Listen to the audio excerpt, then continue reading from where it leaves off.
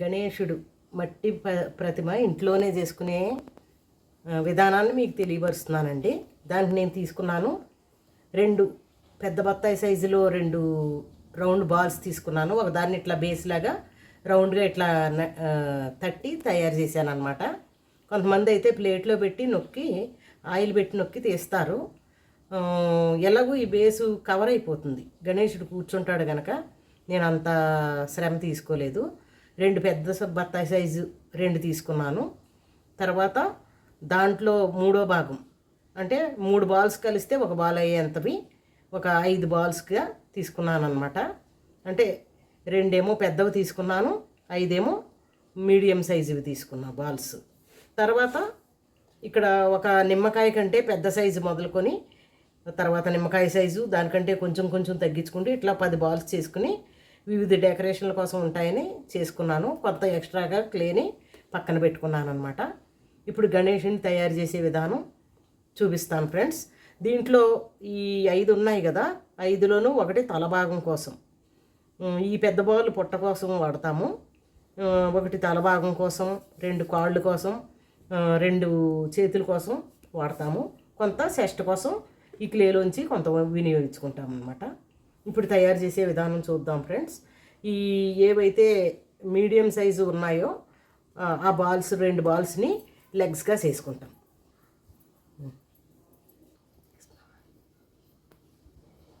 ఒక కాలుకి తయారు చేసి పెట్టాను, ఇంకొక భాగం తీసి ఇట్లా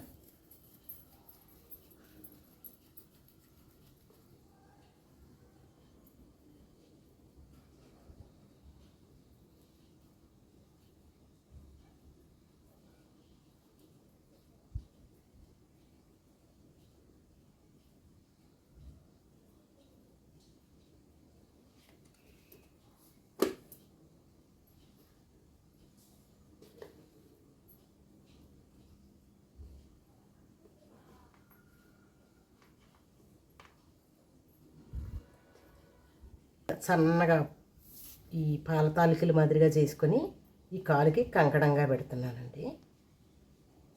ఎందుకంటే మళ్ళీ దీని మీద ఇంకొక కాలు వస్తుంది కనుక మనకు మళ్ళీ ఈ కంకణం పెట్టడానికి వీలవుతుంది అనమాట. ఒక పూర్క్ లాంటిది తీసుకొని ఇట్లా వేళ్ళలాగా ఇట్లా నొక్కేస్తే పాదానికి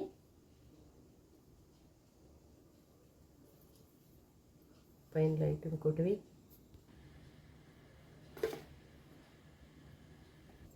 ఈ నిమ్మకాయ సైజు పెద్ద నిమ్మకాయ చిన్న నిమ్మకాయ సైజు ఉన్నవే ఇట్లా పలసగా వస్త్రంలాగా చేసామన్నమాట. దీన్ని ఇట్లా కవర్ చేస్తామండి మోకాల వరకు. ఇది ఒక పంచి టైపులో గణేశుడు వారి పంచి అన్నమాట. ఇది ఇట్లా అలంకారంగా పెట్టి ప్యాక్ చేయడానికి వీలుగా ముందు నుంచి వెనక్కి ఇట్లా పంచి మాదిరిగా కవర్ చేయాలి. కొద్దిగా చేతికి వాటర్ రాసుకొని ఇట్లా చేయాలి.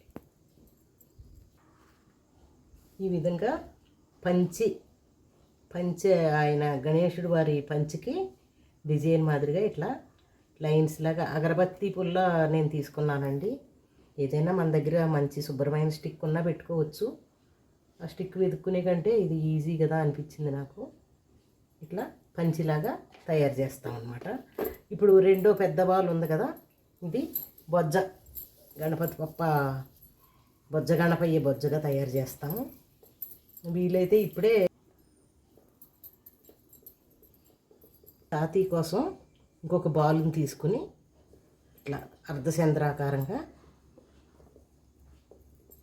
ఈ చేసుకుంటూ ఉండాలండి. ఇలా గ్యాప్ వచ్చింది కదా, ఈ గ్యాప్లు కూడా ఈ చిన్న చిన్న బాల్స్ తోటి కవర్ చేసుకుంటూ ఉండాలన్నమాట.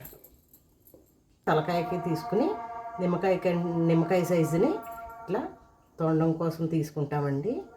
ఇట్లా ఎడమ చేతి వైపుకి తొండం ఉంటే గణేశుడు వరసిద్ధి గణేశుడు అని చెప్తారు కదా, అందువల్ల ఎడమ చేతి వైపుకి ఇట్లా తొండం ఓపెన్ వస్తుంది అనమాట. ఇట్లా తొండం షేప్లో కొంచెం సన్నేనండి. నేనైతే ఎడమ భుజం పైనుంచి కుడి చేయి కిందకు వస్తుందేమో అనుకుంటున్నాను. కామెంట్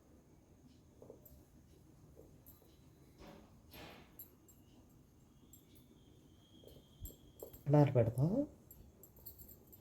చేతులు జాయింట్ కలవలేని దగ్గర కొంచెం క్లే అంటించుకుంటూ ఇట్లా చేతులు కింద భాగం అది జాయింట్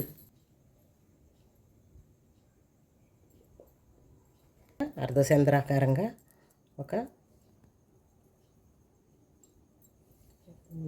చెవు భాగాన్ని తీసుకొని ఇట్లా పెడతాం.